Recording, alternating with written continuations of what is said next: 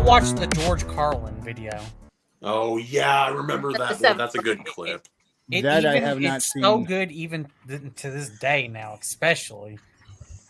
You can't call them midgets, then you couldn't call them dwarves, and now you're calling them little people. Now, isn't We there went from handicapped to handy-capable. Isn't there a technical difference between dwarfism and midgets? Yes, there is. Midgets are just smaller people, but they're proportional, and dwarfism means that there's a distortion of the kind of shape of the person as well. There's actually a shortening of the arms and legs, and frequently there's a little bit of a different shape to the head. However, that's the reason why a lot of people that have dwarfism are able to go and get that surgery. That they'll actually have their arms and legs lengthened. It's very painful, though. It is extraordinary. How do you do it? They actually put rods. They put rods in the bone, and they have and there's a high rate of infection. That doesn't sound worth it. It does. I don't think it is. This is from this status. I'm 4'11". My whole family's short. Not my whole family that I came from is short. My originating family, and the tallest person in our family was 5'8". So that is little. Yes, hey, but no, we don't. We actually that's our men. Our men is that way, and then to go out in a world where everybody's a foot taller. I live in a house where I have to climb on the counters. It does deeply influence my book because I made a person shorter than me in the book because I wanted to be tall for once. So watch out, RH Snow. A wild hedge just entered the chat room. Oh, the hedge! There's a Ruby hedge. What's up, brother? I wish we had somebody whose handle was the hog, so I could put the two of them together. Hedgehog. Hedgehog. But yeah, they actually go through that process, and I was like, I have never. Yes, there's things I have to struggle to do, but I've also been taught how to fight as a smaller person, how to do certain things, and to just appreciate being just little and mean.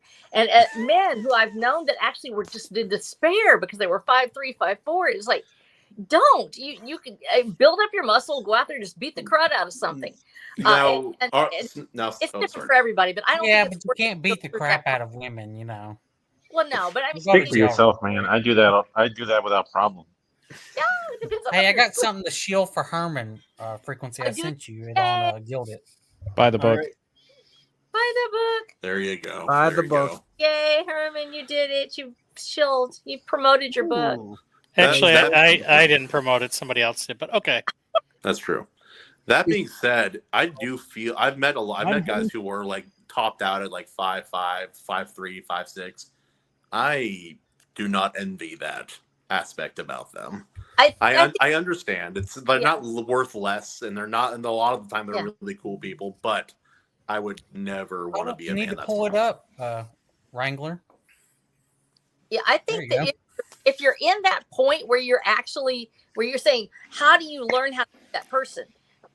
First of all, you have to have family that actually tells you you're mean, you're lean. Get out there and kick the crap out of anybody that gives you a problem with it, and then teach them what it means for the little man to take over. And my father was a DI in the military.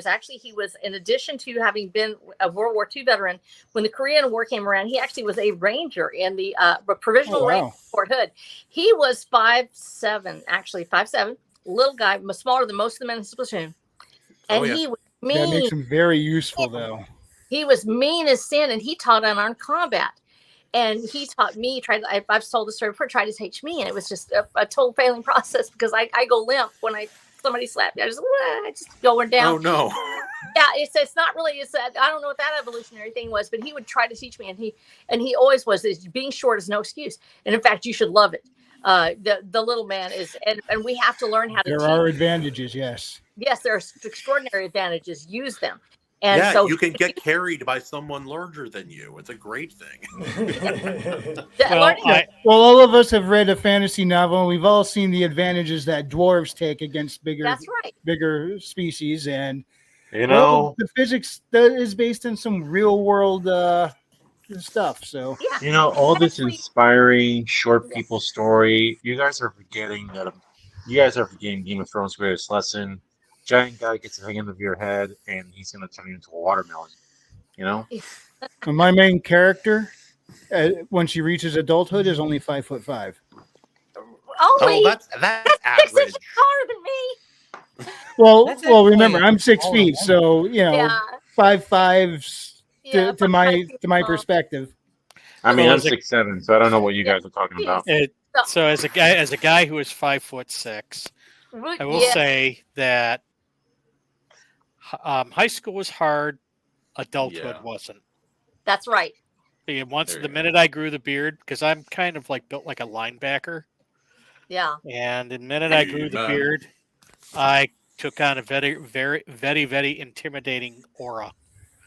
So a lot of people The hedge filled out. Yes, he did. So, and as a matter of fact, there was a bodybuilder. I went to a vocational school for electronics, and there was a bodybuilder there, and he used to like to jump on people, put him in a stranglehold and bring him down, and tell him to say uncle. And he was a big guy. I mean, he was, like I said, he was a bodybuilder, and he did that with me once, and he got me about on my knees, and then I lifted him off the ground. Lower center of gravity can be and then strategically applied. Then I picked him up and I rammed him into a filing cabinet. Good job. And did you say uncle? No, the teacher came in. The teacher came in just as he was as we were getting into it, and it broke it up. So, but I mean, after that, he never messed with me again. Cool. So, and he was actually, it's one of those things where once they know that you're not a sissy, they respect you more. Well, that was on Breadstick Ricky, actually, where he talks about just throw hands if they give you a bad time. On a construction site, just smack around. But yeah, that thing about being an absolute savage, you feel like you can go out and at 5'3", 5'4" as a man, that you can absolutely lay waste to your opponent. You have to know how, and you have to be trained how to do it. You fight differently, and in fact, one of the main characters that are he's a secondary character, but he's one of the main characters in the second of the series, as Von Helm. And he's tops out at 5'3". I wanted a character like my father, and so built strong. Ladies love him, and he's absolutely a sporty. And anybody who picks a fight with him is going to find out otherwise. But I try to use realistic fighting techniques when I do that. And fortunately for me, I actually have a first edition of one of the Ranger unarmed combat handbooks that was given to me by my dad, and it was from the 1951. And so it has all the poses and everything in there. And I remember the techniques my dad taught me, and I'm able to actually replicate that. And I actually go up when my husband was a little bit more, wasn't quite as dead.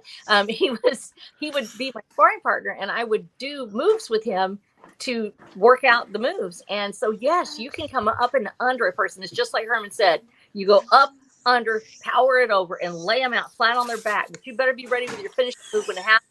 The big guy comes up off the floor, you're done. You have to take him down. What's scary is when you have a big guy who's also just terrifyingly fast. Like my boxing coach, he was 6'8", and that guy was so fast. Size together is scary. It's weird. I'm a tall guy, right? I'm 6'7", but for some reason, nobody hears me coming up from behind them. Really? You're no 6'7"? One. Yep. Yes, my brother is too, and he can walk quiet as well. Yeah, I literally. This is funny. Like in the middle of the night when I was working at the store, and the guys were looking around for carts, I was walking behind the dude, right, and the dude just did not hear me coming from behind him. Then when he turns around, he sees me. He thinks I'm a guy that's ready to jump him, for his money. I'll be yeah. Any guy who's bigger and or just large and tall.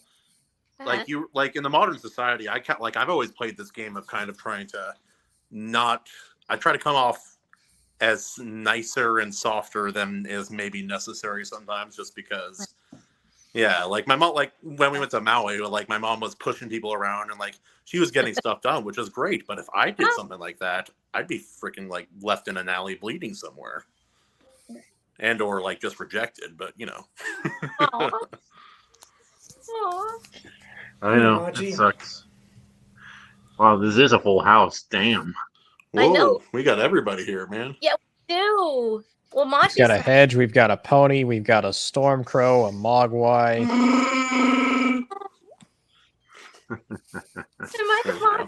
The dude, So, the Manji, raven, Not RH, gay, Snow, and a Chewbacca's kahuna, son. and Wrangler. So, Manji, we were talking about how short people and tall people need to tear each other to pieces, for Yeah. my entertainment, because I like seeing people destroy each other. No, Stormcrow, we need to bring tall and small people together. 2 men enter, However- 1 man leaves.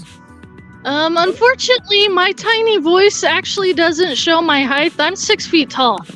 Yay, Yeah, you're Monty! as tall as me easily. You're taller than me. I'm taller than you though. I'm 6'7". That's so cool. I can't.